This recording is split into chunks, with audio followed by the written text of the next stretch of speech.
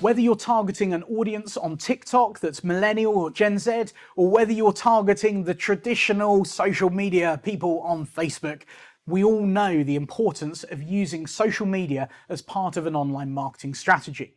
Whenever you're producing content, you've got to amplify that content across social media, and the amplification is all part of getting market engagement. So social media is one of the most important means still today to get your website found and to generate noise within your community that ultimately will result in greater market share and market engagement.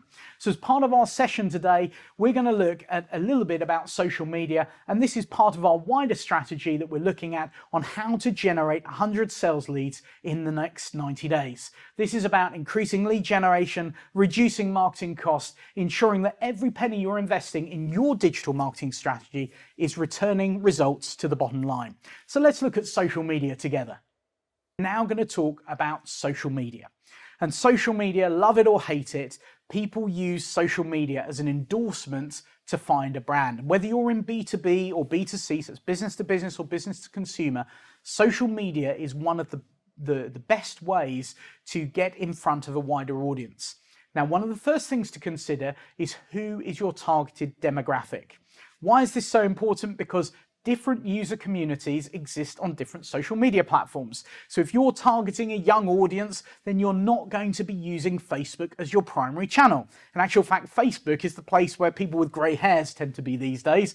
And actually social media that is attracting the younger millennial and Gen Z generation tends to be on TikTok and YouTube. So if you're targeting that younger demographic, then you need a really vibrant video TikTok strategy that's going to help get your brand out there. But if you're targeting a business community through B2B service business, professional services, then probably you're going to want to focus your activity more around LinkedIn than perhaps on Facebook and Instagram. But remember, these days, social media is far more person to person rather than business to consumer or business to business.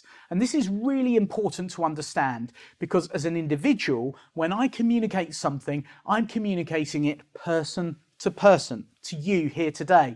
And so when we communicate, we've got to get that personality in our brand across so that the individuals find us, see us, and understand what we're saying. People tend to follow people. They tend not to follow businesses and brands unless you're in a really big B2C environment where you're following the likes of Nestle or Maltesers or whatever it may be. Remember, in a B2B world, that it's person to person. And this is really important to understand because when we're running social media, the type of content that we're putting out there could be across a myriad of different channels. So we recommend 5 channels as a very minimal to attract the business audience. The first one being Instagram. It's one of the biggest channels for pictorial content, and it's also one of the channels that's really important to businesses. You say, well, Steve, I should be posting on LinkedIn because I'm a service business. Yes, but you should also have an Instagram account because people will reference you on Instagram as well as LinkedIn. So Instagram. We've also got Facebook. We've talked about Facebook being the social media platform for the slightly older generation, but remember, people are still using Facebook. Give you a practical example. We work with a firm of solicitors in the London area, and they were very resistant from doing anything on social media at all. They were posting on LinkedIn once a week, not really doing anything further. But we encouraged them to think about how they might get their senior partners to communicate their message directly to potential prospects and clients.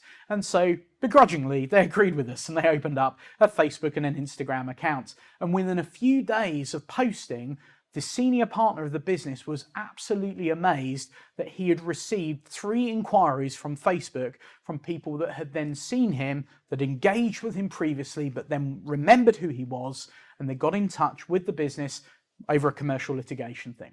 So this is the power of social media. It's a brand reinforcement, but it's also about amplifying our content.